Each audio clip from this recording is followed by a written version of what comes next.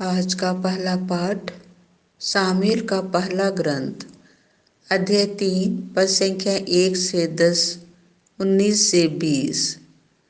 युवक सामुएल एली के निरीक्षण में प्रभु की सेवा करता था। उस समय प्रभु की वाणी बहुत कम सुनाई पड़ती थी और उसके दर्शन भी दुर्लभ थे। किसी दिन ऐसा हुआ कि एली अपने कमरे में लेटा हुआ था। उसकी आंखें इतनी कमजोर हो गई थी कि वह देख नहीं सकता था। प्रभु का दीप वृक्ष उस समय तक बुझा नहीं था और सामुएल प्रभु के मंदिर में, जहाँ ईश्वर की मंजूषा रखी हुई थी, सो रहा था। प्रभु ने सामुएल को पुकारा। उसने उत्तर दिया, मैं प्रस्तुत हूँ। और एली के पास दौड़कर कहा, आपने मुझे बुलाया है, इसलिए आया हूँ। एली ने कहा, मैंने तुमको नहीं बुलाया, जाकर सो जाओ। वह लौटकर लेट गया। प्रभु ने फिर सामुएल को पुकारा। उसने एली के पास जाकर कहा, आपने मुझे बुलाया है, इसीलिए आया हूँ।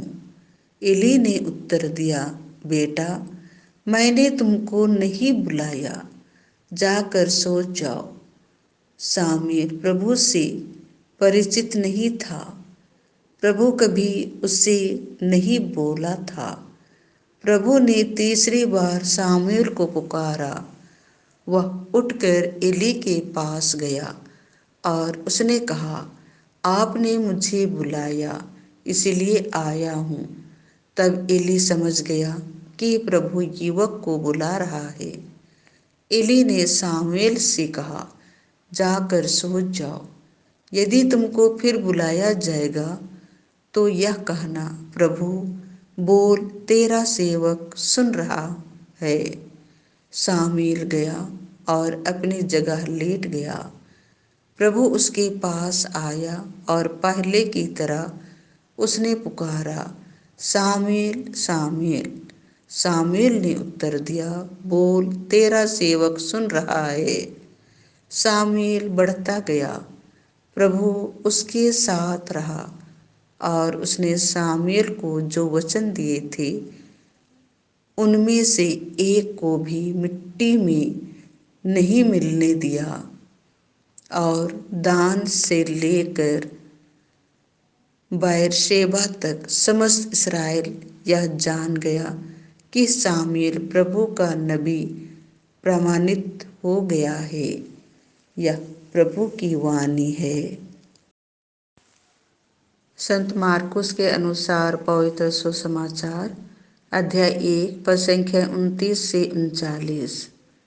वे सभागृह से निकलकर याकूब और योहन के साथ सीधे सिमोन और अंद्रियास के घर गए। सिमोन की सास बुखार में पड़ी हुई थी। लोगों ने तुरंत उसके विषय में उन्हें बताया।